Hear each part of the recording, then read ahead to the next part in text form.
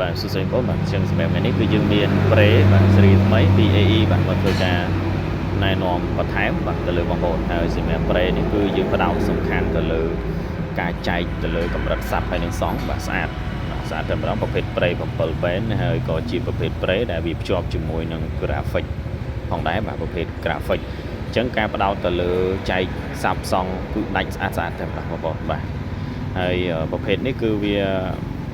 ប្រភេទកញ្ចក់ដែលយើងអាចមើលឃើញគ្រឿងខាងក្នុងស្រាប់បងប្អូនបាទនេះអញ្ចឹងគ្រឿងផនប្រេបាទជំនាន់ក្រោយរបស់យើងនេះគឺវាបង្ហាញគ្រឿងខាងក្នុងបងប្អូនឃើញតែម្ដងថាតើកម្រិតគ្រឿងគុណភាពបងប្អូនអាចមើលឃើញនឹងភ្នែកបានគឺផ្សិតតែគ្រឿងល្អតែម្ដងបាទអញ្ចឹងស៊េរីនេះគឺដូចតែបានបញ្ជាក់អញ្ចឹងគឺការចែកសាបសង់របស់វាគឺស្អាតបាទហើយវារួមជាមួយនឹង graphic ទៀតគឺកាន់តែអេមតែម្ដងបាទអញ្ចឹងវាជំនួយច្រើនបាទទៅលើការផ្ដោតសាប់ដាច់សង់ដាច់ហើយសលេងបញ្ចេញមកគឺច្បាស់ស្អាតតែម្ដងបាទអញ្ចឹងសម្រាប់បងប្អូនដែលត្រូវការបាទយកទៅប្រើសម្រាប់ការចែកសាប់សង់បាទស្អាតសម្រាប់បងប្អូនដែលលេងឈុតធំបងប្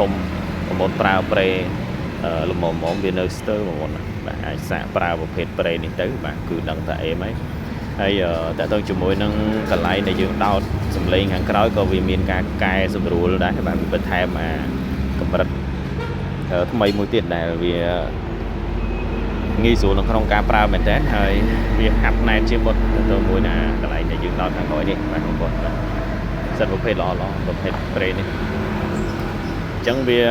ល្អមកកម្រិតទៀតហើយបាទសម្រាប់ប្រេរបស់យើងវាមានច្រើនប្រភេទមាន7 band មាន3 band បាទតែប្រភេទ7 band បញ្ជាក់បងប្អូនស៊េរីនេះគឺអត់មាន Bluetooth ទេបាទ7 band អត់មានប្រើ Bluetooth ទេគឺវាផ្ដោតទៅលើការចែកសាប់ចែកសង់ស្អាតដាច់បាទតែម្ដងបាទអញ្ចឹងសម្រាប់បងប្អូនដែលលេងឈុតធំបាទយកប្រេនេះទៅដាក់ទៅត្រូវឈុតបងប្អូនហើយបាទអេមបាទធានាទៅលើការចែក